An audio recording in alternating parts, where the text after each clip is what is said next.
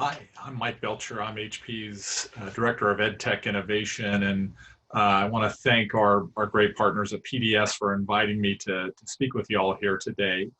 We've got some great content to share with you, some topics that we think are going to be interesting, and hopefully share some resources that will be very helpful for you all as we're all in this journey together around how do we truly prepare for virtual learning for maybe a lot longer than any of us are prepared for or ready for.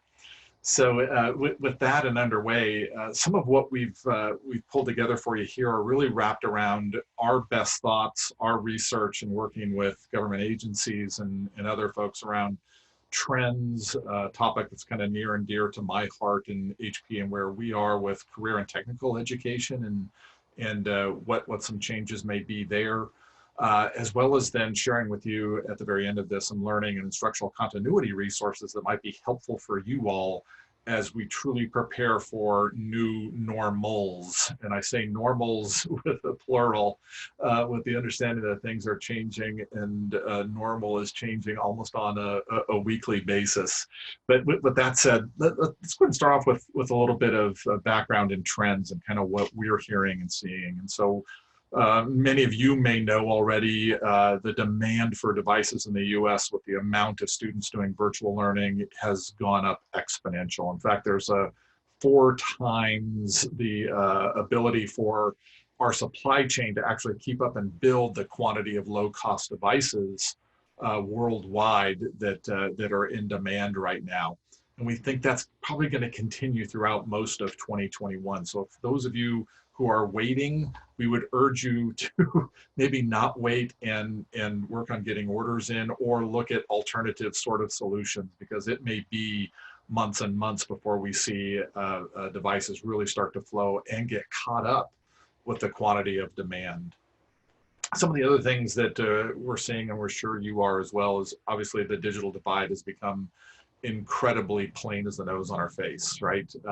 It's one of the silver linings and also the dirty secrets, right, of where we are. But having sustainable internet access for all of our students in the richest country in the world is kind of disappointing, right? That we have 30% of our students do not have broadband internet access at home, whether that's for rural issues or poverty issues. We are seeing lots of action, which is good to see, at the FCC and looking at maybe alternatives and some funding mechanisms, hopefully, for different choices for broadband, as well as a bill that's actually been approved for over $20 billion going to build out our rural infrastructure for internet access. So just like back in the 30s, during the Roosevelt administration, where we got power and running water to most of our people, we realized that internet access is kind of in that same place. And so we are seeing action being taken. It is one of the kind of positives that we are finally seeing some of that happen. We're seeing cities pick up the ball where maybe it's been dropped as well. Another tech that I'm sure you're all living with is frustrated parents, right? And in many cases, it's financial issues, it's issues with daycare. And I think one of the biggest sort of ahas that we've seen is how dependent our economy is on the daycare aspects of our elementary school, right? As parents, if you have particularly lower grade elementary school students, even if you are able to work from home, you can't when you have to be in charge of their learning and you have to provide the daycare for our youngest students. And if you are a parent who has to work to keep a roof over your head and your child fed, that just is not an option. And so this model of frustrated parents, I'm afraid, is going to be with us maybe for a while, and particularly until we figure out how to move forward. Another area that we're hyper concerned about and honestly a little disappointed in our federal government, CARES has been kind of mangled, right, mostly state by state. The amount of dollars that we got in CARES, while it was a very large amount, right, $13 billion coming to K-12, if we look historically back at the amount of funding that we got during the 2009 stimulus, which wasn't as broad in scale of a challenge, right? With the kind of issues you're all facing, yet alone not with a pandemic raging at the same time, was about $77 billion. And so we are way underfunded for this kind of a crisis. You all realize that, know it. The Fed has been working on a new version of stimulus since May. As of today, 9/21, it's become even a bigger political sticking point. And so this time frame that we're in right now is going to be really challenging. The current estimate and the latest version of what we saw coming out of the House that President Trump had agreed to look like a good fit was $135 billion coming to education, split between high ed and K-12, but would get us closer to the kind of stimulus dollars that we saw out of that 2009. So we're still cautiously optimistic we may see that, but as of today, that still has not come through. When it does come through, it's one of the things we'll need to be very, very closely aligned and making sure that you realize cutoff points and dates and where dollars can be spent and how you're going to have to manage tracking of those dollars, which has been really, really challenging in the CARES Act for many states.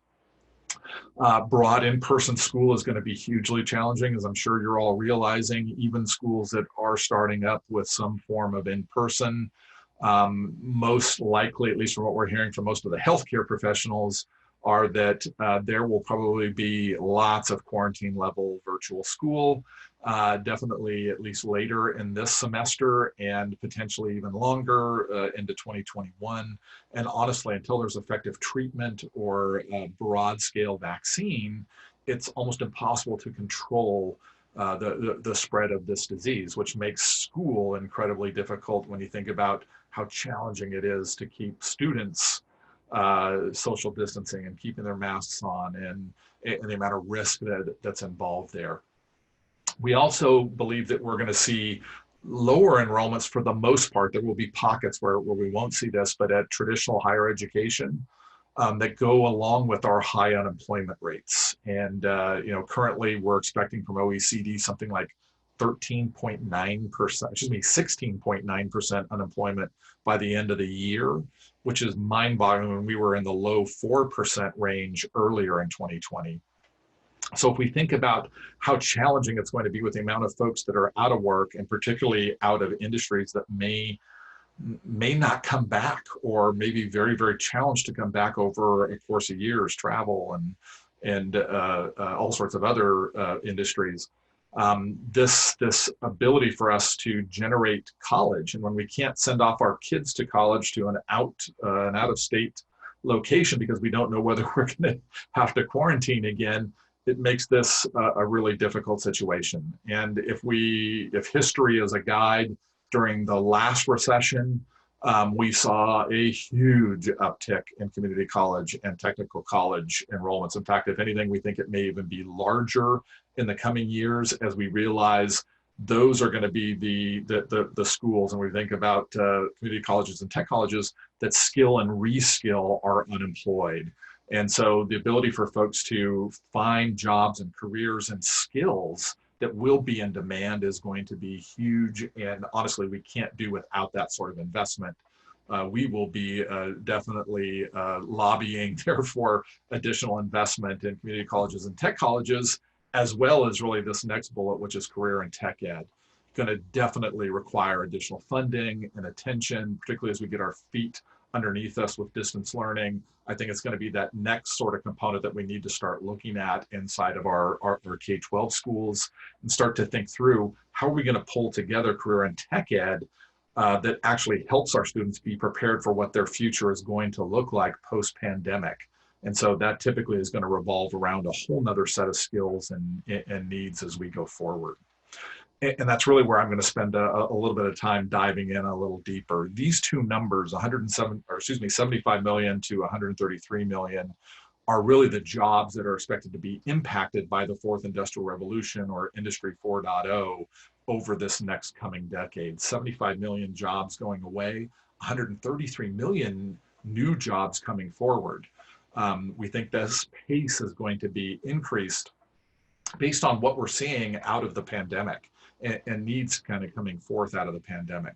STEM will continue to be where we see the vast majority of job increase. And honestly, it's where we have higher pay rates. There's more opportunity. And so aiming more and additional resources towards STEM is going to be incredibly valuable, because that's what the fourth industrial revolution is going to drive. Not only will we need great problem solving skills and flexibility and communication skills, but almost all of the sciences, mathematics, engineering, creativity, and design are all going to be highly in demand.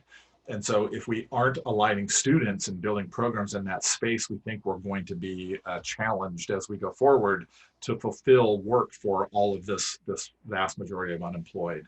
Some of those technologies that we see and believe are going to have some of the biggest impact are going to be data science, and particularly how data and data science will play into artificial intelligence and machine learning, which we believe will be integrated into almost everything we do. We're already seeing it now, for good and for bad, but there will be lots of jobs that kind of revolve around that.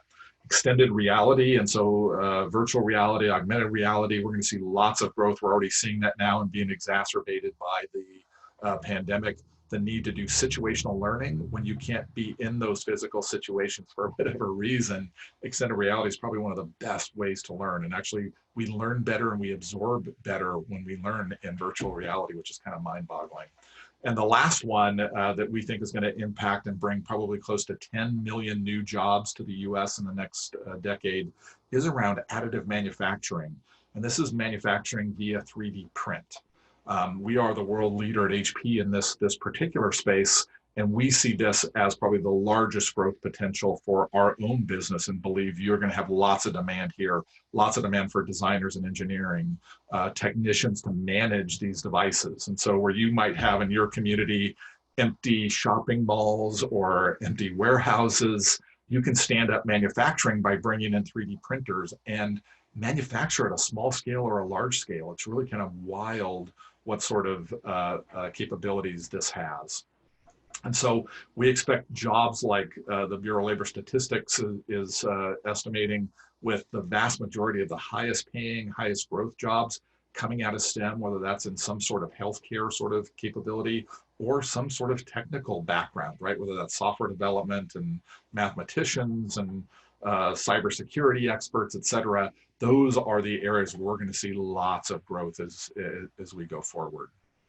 And career and tech ed, at least in our mind, is going to be that place where it's going to be more important than ever.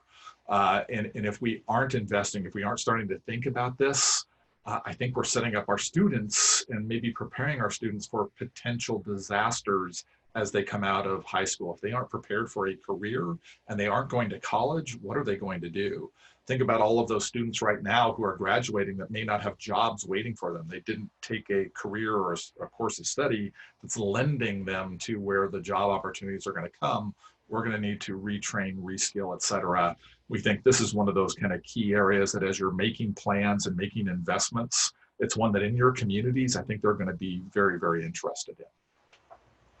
So last thing I'll kind of share with you here is some of our ideas and some of what we were tasked to do as we started coming back in to work from home. I was out on the road 180 days a year prior to this pandemic, and was asked to come back in and kind of help in our approach towards how are we helping in this pandemic in our educational institutions.